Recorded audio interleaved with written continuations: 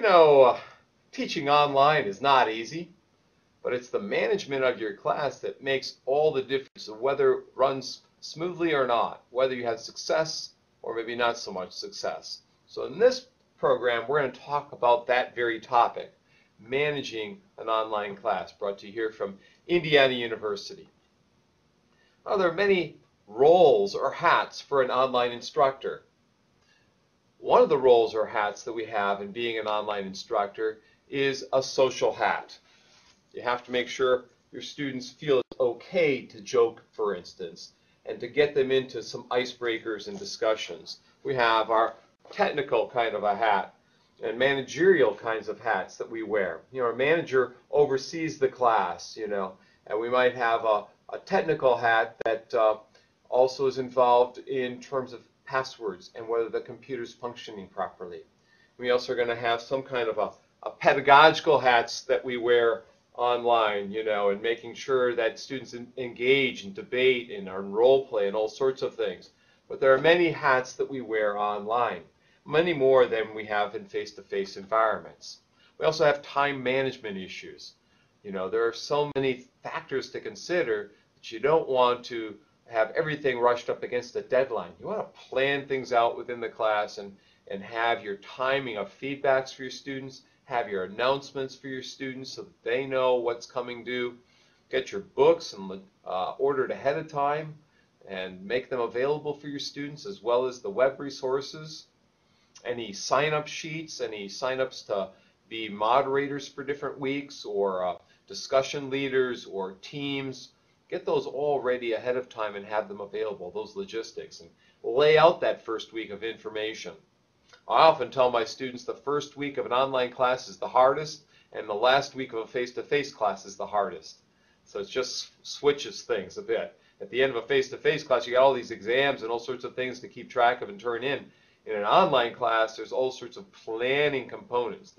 There's rosters and agenda and syllabi and announcements and emails to collect and all sorts of things that you do online. But there are efficiencies as well. There are things you can do to make that class be more efficient than you ever could imagine, by archiving prior work, by saving posts that are long, that are important across classes or across sections, and reusing them in some ways, by timing when you're going to go in every week and don't go in every day. Announcements and reminders are also important to keep people on track. Once a week, reporting to your students what you're expecting them to do will get them refocused. Reading what's possible in online and how to manage. Read Faculty Focus. Read EDUCAUSE and all their wonderful reports, and EDUCAUSE Quarterly and EDUCAUSE Review and their journals.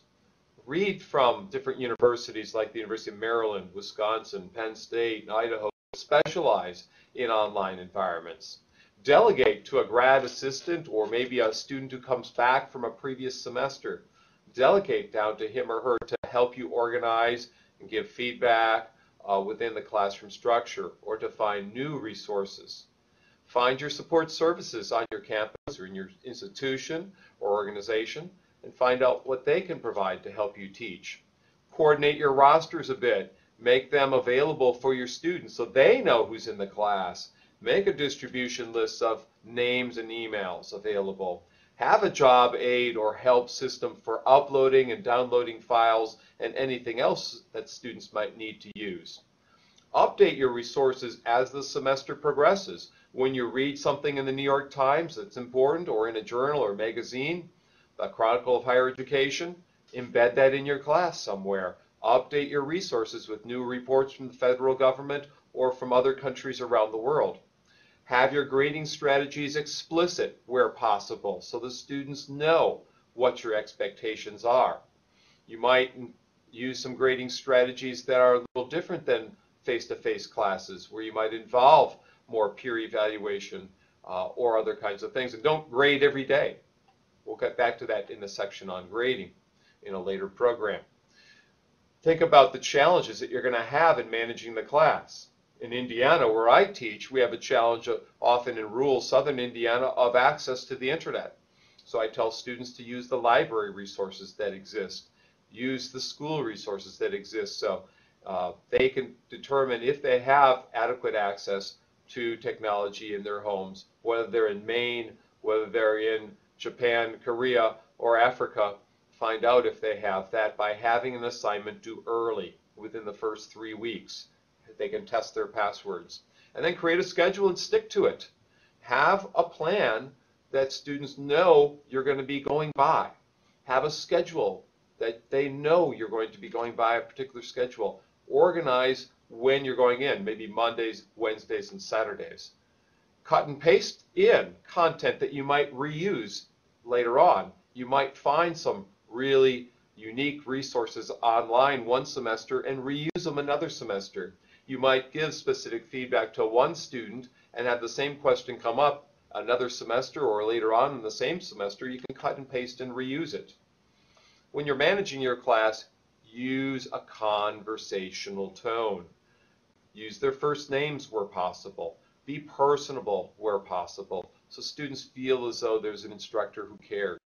Share stuff that you find. Share the resources that you find, both with your students as well as with colleagues who might be teaching the same class, and you might benefit from things that they share. If students seem to be off task or having troubles, maybe you have office hours of some kind. Maybe you share with them times in which you might be available online for them to directly contact you, maybe even give them your phone number. But when questions arise, be there for your students. You also might bring in guests for your class. Experts might come in for chats. Weekly webinars you might have, and you might archive these for your students. You might have a roster distribution list that's made available for everyone, so everyone can maybe see a picture with the person's name. Maybe have people post a picture in a profile. During the week, you might have emails that summarize or weave together what's going on, or recap events, or address particular problems. Have 1 or 2 summary emails each week. That's very beneficial for your students. And use, full communication where everyone reads that email as opposed to directed to one student if it is applicable to everyone.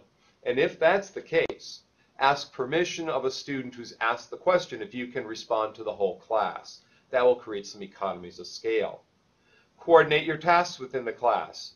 Have maybe other instructors who teach the same class share contents with you. You share with them. You are, in effect, creating some economies of scale by having instructors across different sections, maybe even different parts of the world, share and create.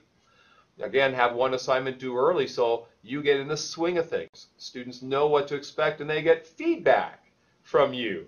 They understand where you're coming from in your grading system, so they're not kind of just wandering around wondering what's happening.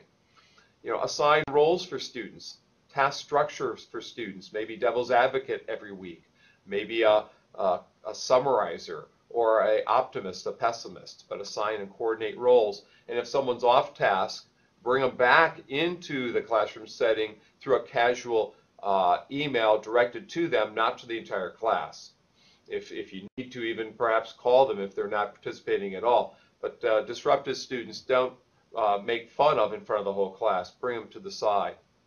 I wish you great luck in managing your online class. It's not easy to do, given the roles that you have to play in an online class or forum. Managing a class is one of the most difficult things that you have to do. You have to wear that social hat sometimes, getting people engaged. You have to wear that pedagogical hat to get, people excited, challenged, and so forth. Managing so that students are on task, not floundering around within the class. You have to create a timeline and you stick to it. You model what you're expecting of your students to do. And then you, in fact, provide that kind of overarching framework so procrastinating students that you might have in a class find that they're not going to succeed if they do, in fact, procrastinate. So being that person that's part concierge, that might be part orchestra conductor, that might be part police person. There are many roles that we play online, and they all go together, which makes it difficult. But at the same time, anything that's difficult also is sort of fun and challenging and unique. You have an opportunity to be a little different in an online class than you would in a normal class face-to-face. Good luck to you. Wishing you well here from Bloomington, Indiana.